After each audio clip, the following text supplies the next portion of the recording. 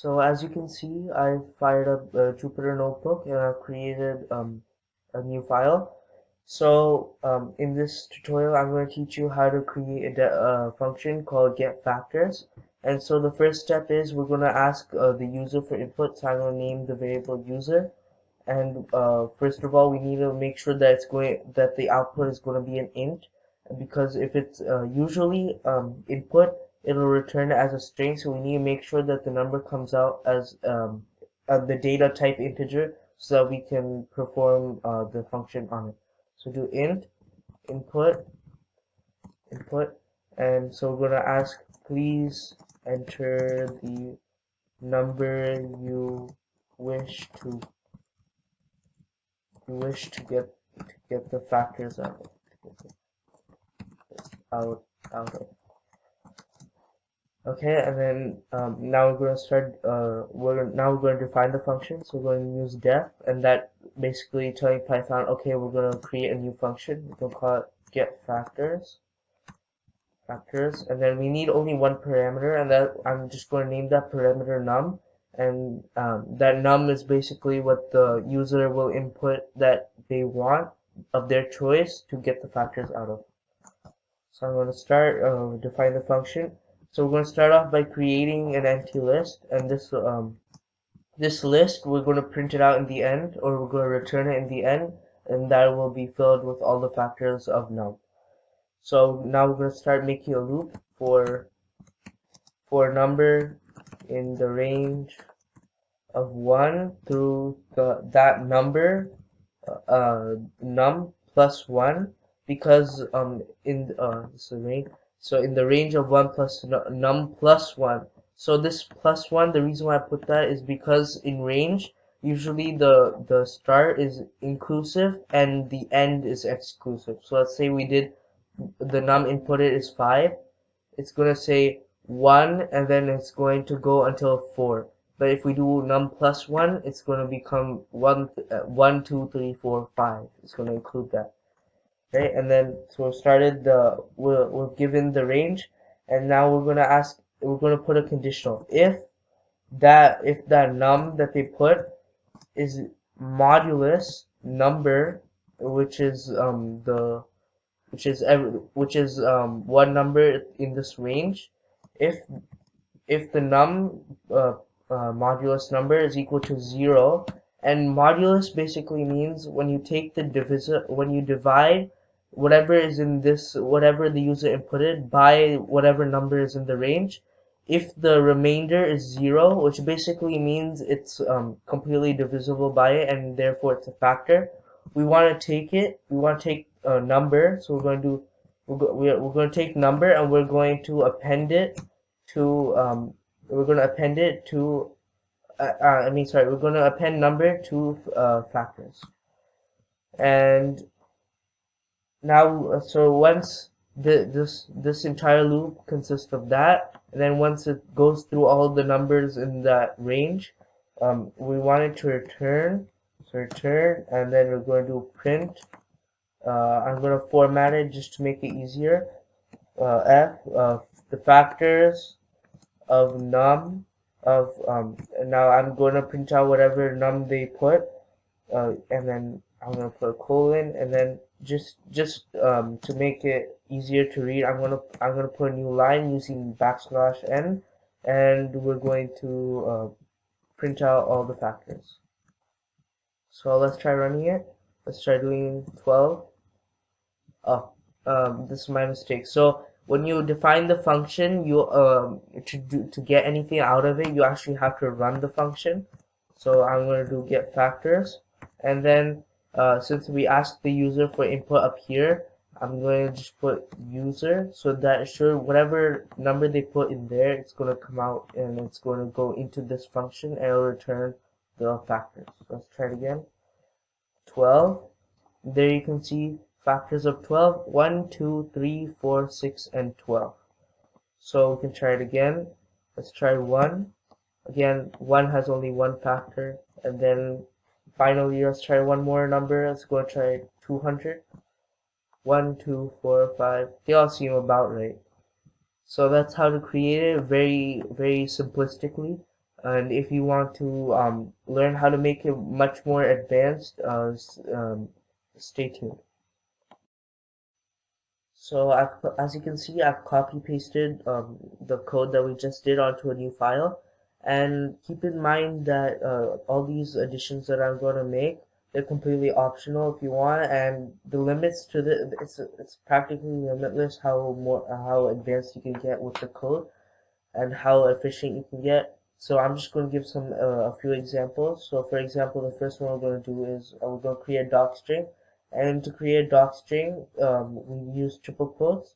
And basically what a doc string is it describes what the function is going to do. So like you can ask Python for the doc. If you call get factors, you can ask for the doc of it, and what we're going to type now will appear. So we're going to say returns the factors of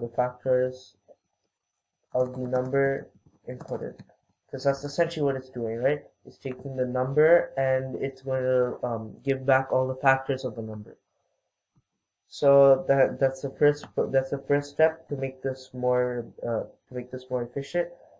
And another thing that you can notice from this code right here is that while this is pretty this will cover most numbers, there are some exceptions. So for example, if we want, we can do if the number is equal to 1.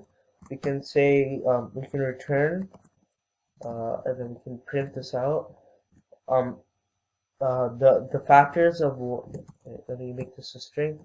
The factors of 1 are only 1, because I mean, if they're expecting more than one factors out of this, they're going to be clearly wrong. So we need to tell them that to make it obvious.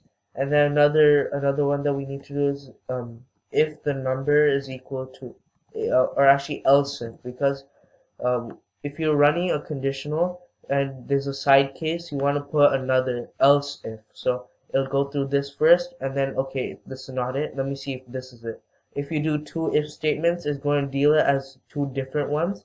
So we're going to say if this is not true, then go on to this one. So if the num is equal to 0, we're going to return print um, we're gonna say that the factor, it's actually the factors of 0 is indeterminate. It's actually all factors except 0, because if you think about it, you can divide everything by 0 except for 0 and you'll still get 0.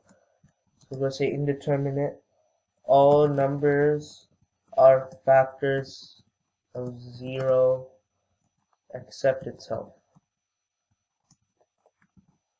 Okay, so we've handled that. So if it's not if the number that they put is not 1 and it's not 0, then we're just going to put an else statement.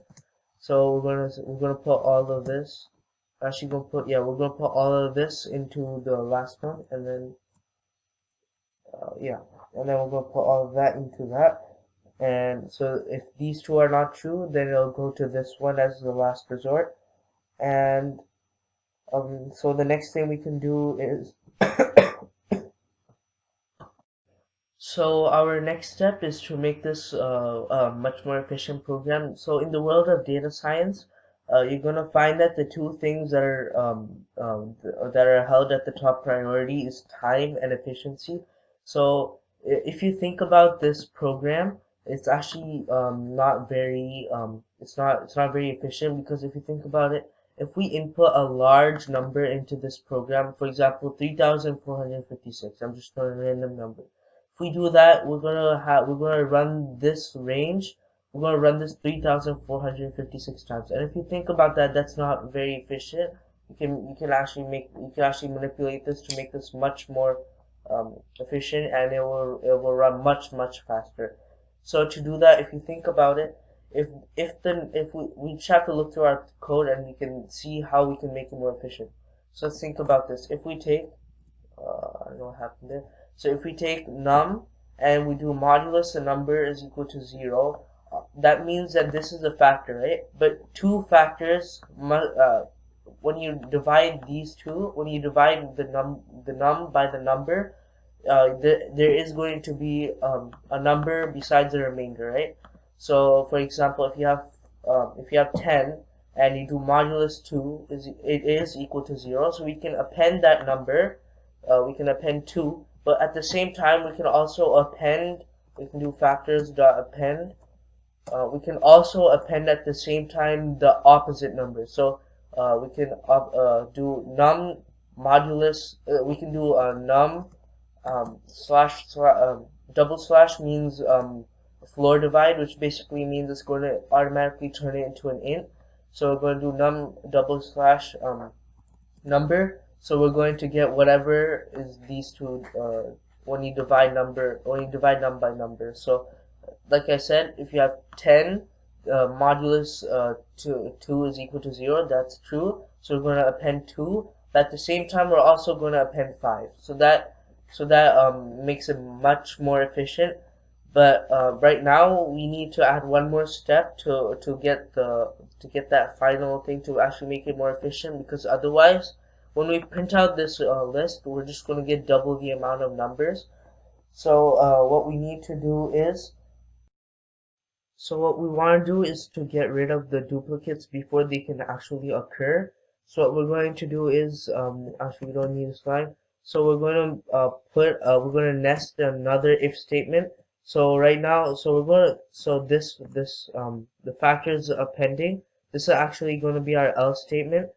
And so what it's first going to look at is, if we're going to say if the number is already, so we're going to first, so actually wait, this actually has to be put inside the statement. So all of these. So if this is true, then go into this next conditional, right? So we're going to say if numbers in factors. So we're going to do so basically what this means is if you find that this number is already in this factors list, which we're actually going to change in a little bit, if it's already in there, we want to stop the program because that means we're going to start getting duplicates in, right? So we're going to say factors dot sort, which basically just put it in, it's going to order it from 1 to the last number to the greatest number, which is usually what people want and it's easier to read. And then we're going to return print, and actually this is going to be the same thing as this line, so we can just take that out and paste it here, right? And then we're gonna break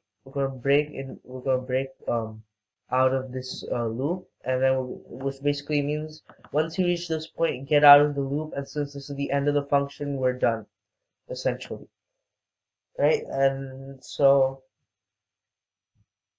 our next step is it's a very simple step. So if you think about it, all numbers that you get factors out of, except for 1 and 0, those are special cases. All numbers that are not 1 and 0, they will always have two numbers. They will always have at least one. They have to have one, and they have to have that number, right? Because if you think about it, the number, if you divide the number by the number, you are going to get a remainder of 0. So, and then the other side of that, what you get from dividing the number by the number is 1. So those two are always going to be there. So now what we can do is we can change this range. We can change it to 2. And now we don't need to include the num. So we can go from 2 all the way, and we can exclude num out of the range. So that just makes it a little bit more faster, right? So when you're writing code, speed is ideal. So our next step is that we're going to take this user, right? I mean, when you run this program, the user who's inputting stuff he really could put anything in there. He could put cat, he could put dog, so that will result in an error. And so we want to inform the user that they shouldn't do that. So what we're going to do is do this thing called try and accept.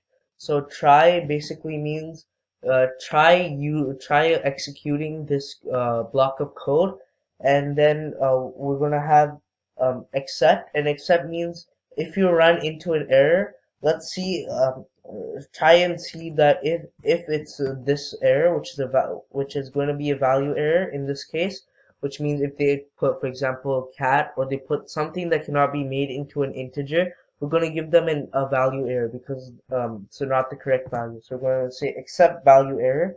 Then we're going to raise value error, and we're going to say um, input must be a positive integer, right? Because clearly they made the mistake of not putting the wrong thing, or they just did it on purpose, right? So that's if it's a wrong data type. And another thing that we need to think about is you cannot really take the factors of a well, I mean, our code is not formatted to deal with negative integers. So what we're going to do is we're going to say if the user, whatever he inputs, if that number is less than 0, or the type of the type of the what do I say? The type of what the user has given is it, if it's not an int, or if it's like a float, we're gonna say we're gonna raise another value error, and this time we're gonna say the same thing. So we're just gonna put more conditionals to raise that error for it, so that the user can know that where they went wrong. So we're going to say raise value error.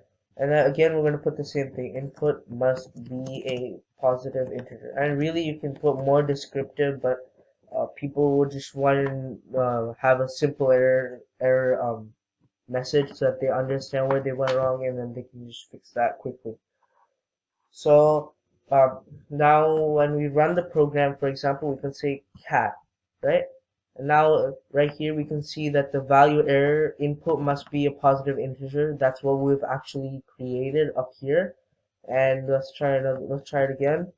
Let's see. So let's try a negative number, -3. Again, same thing. Let's try one more time. 3.4. We get the same error that we created again.